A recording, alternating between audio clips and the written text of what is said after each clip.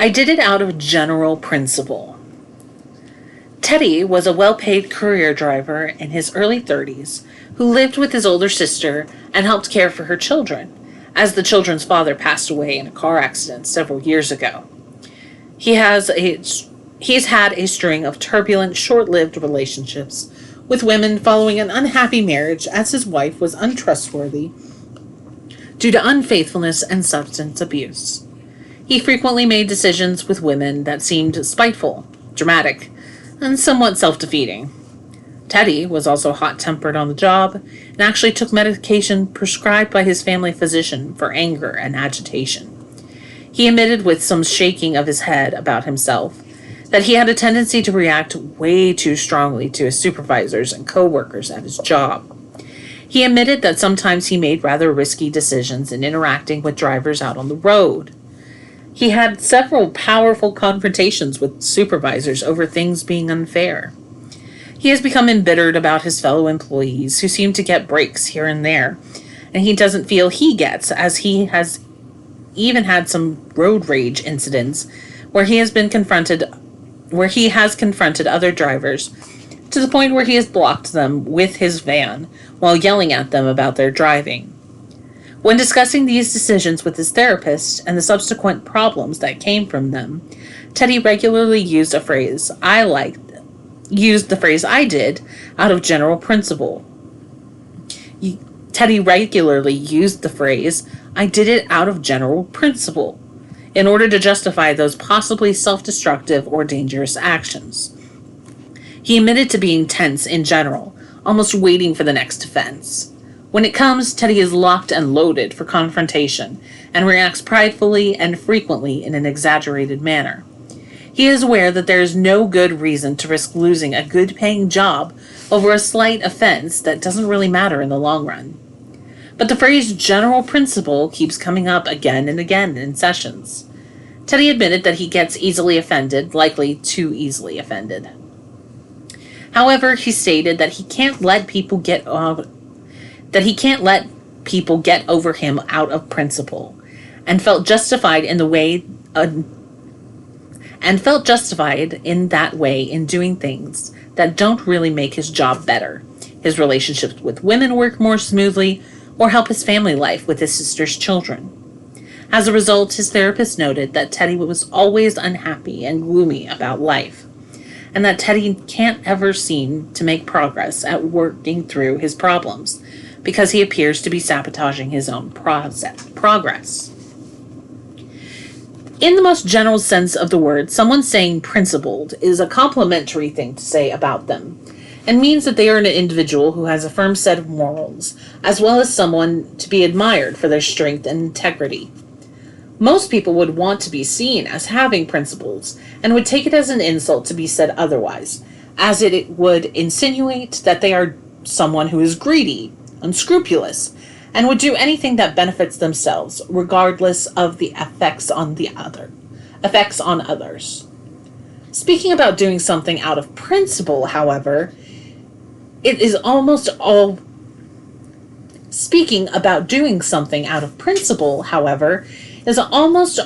like shooting up a flare high up into the midnight sky, that you're doing something that is counterproductive and probably doomed to fail.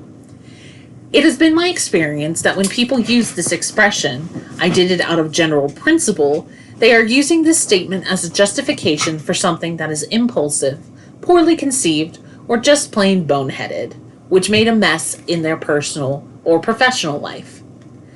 I see two different kinds of principles that fit this statement: doing something out of a reactionary pride or defiance because one's ego is bruised, or their feelings were hurt, or doing something out of a commitment to a vague rule that you are trying to apply across the board to all sorts of difficult life situations that require improvisational solutions to specific problems. The first of these two is simple to describe, and we've all done it. In the example with Teddy, he regularly engaged with spars with his supervisors when things don't go the way he wants, even when the offending event wasn't really that disruptive or important, and risked his job for no good reason. In fact, a few weeks before I started doing this chapter, a 40-something-year-old man reacted with rage over a car full of teenagers ding-dong dashing his house, ringing the doorbell and running away, and chased them in his own car at a reckless speed until the teenagers ran off the road and crashed into a tree. Several of the teens died in the accident, and this man, who had previously been a law-abiding citizen, ended up being charged with several counts of vehicular homicide and is going to potentially be finishing his life behind bars, away from his family. Thankfully, these types of incidents are usually less common. More common examples would be instances like telling off an old boyfriend that you know you shouldn't bother with, or perhaps refusing to go to a child's birthday party because someone will be there that you don't get along with, yet you know you should go, otherwise you'll end up disappointing the host. Or perhaps enforcing a rule that you are fully aware doesn't matter just because you can. Walking away from a business deal over a small amount of money that you probably should go through with just because. All of these are easily identified examples of reacting defiantly out of a bruised ego that we justify on the basis of principle. The second is a little more complex and needs just a bit more explanation. The best example I can think of involved a dispute that I was drug into the middle of on Facebook several years ago. Someone had linked a news story of a single mother who was struggling with her 12 or 13-year-old daughter's acting out behaviors. Specifically, the mother was upset over finding out the daughter was misrepresenting her age while texting adult men in their 20s. The daughter also speaking very provocatively to them and talking plainly about sex. As a result, the mother decided to take a drastic action and put together one of those old-style sandwich board signs that businesses would have someone wear outside of their stores as a walking advertisement with the sort of slogan on it about an ongoing sale or a special event. In this case, however, the mother handwrote a very critical description of her daughter's character and actions that went something like, "I'm a nasty little girl who texts adult men and talks about sex with them, and I have no shame," etc. Half the people responding were taking the aggressive position that this was absolutely the perfect thing to do because you can't just stand by and let her get away with stuff like that, and you have to remind her who the parent is.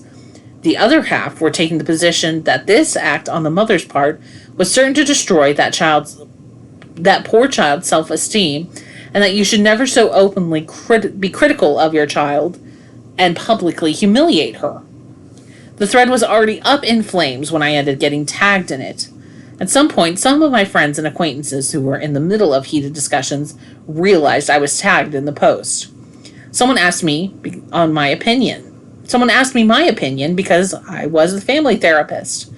Others then chimed in, asked me which side I was taking, and whether I thought it was a good idea that this exasperated mother put this provocative signboard on her child. No one seemed too happy when I said I didn't know. This brought a slew of demanding questions of why I didn't have a clear opinion. I posted, "I don't know because I didn't hear whether it worked or not." In my mind, if it caused the girl to feel ashamed of her inappropriate behavior, and it initiated the start of her acting in a self-controlled and age-appropriate manner, and not engaging in risky behaviors, then the mother hit a home run and saved her daughter from a multitude of misery.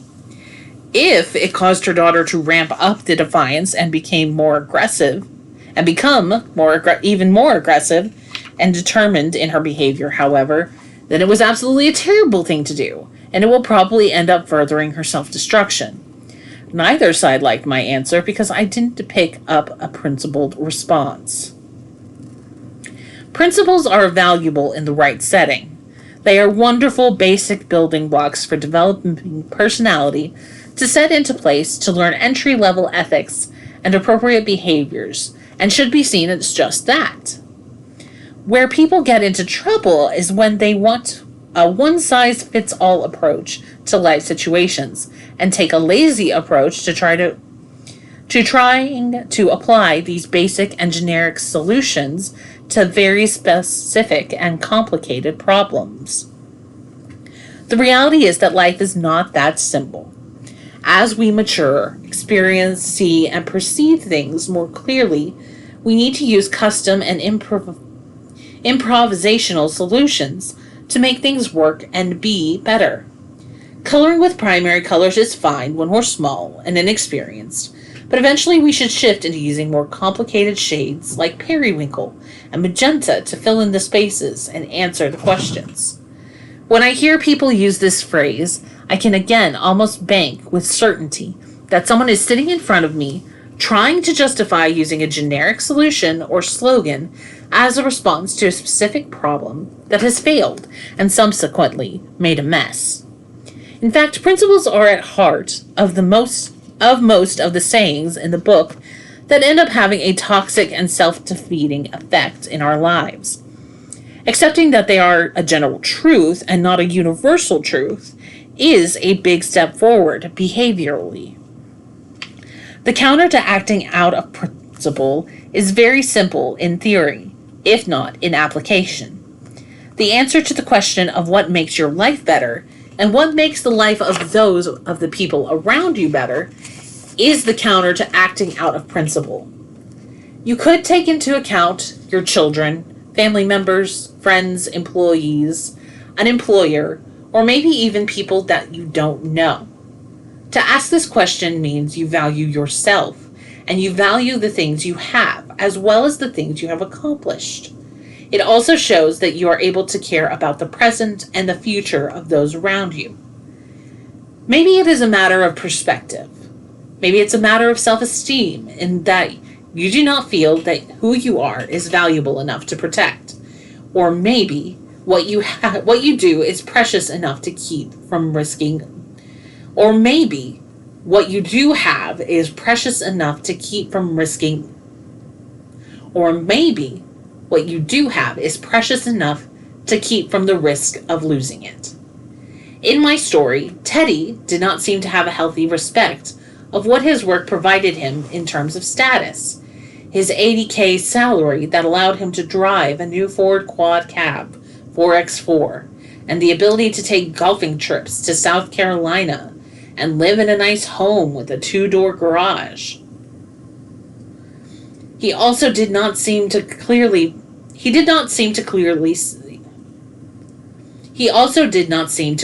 see and value the reality that he had a professional position that provided him with a generous salary and great insurance. He also did not realize that he rated above and beyond the regular status and salary of most of his peers. Women were impressed with his position too. All of those things didn't seem to be enough for him to be able to see the need to protect his position. Instead, he did impulsive and aggressive things on occasion to his supervisors, customers, or pedestrians that seemed to threaten that very thing that fueled this life he has. The stories are endless and flow like a perpetual river if you know what to keep your eyes out for and ears open for. I hear them on a daily basis, both in the office and out of the office. The attorney who decided to make a public scene with a client and coworker argued loudly and dramatically over trying to coerce them to share his political position and got fired. The family friend who gets angry over someone cutting him off in traffic and gets into a fist fight with another driver in front of his children and ends up with felony charges. The woman who insists that everyone in her immediate family reject a cousin over a seemingly small slight and drives long-time relationships apart and fractures her family. Someone making a ridiculously hopeless and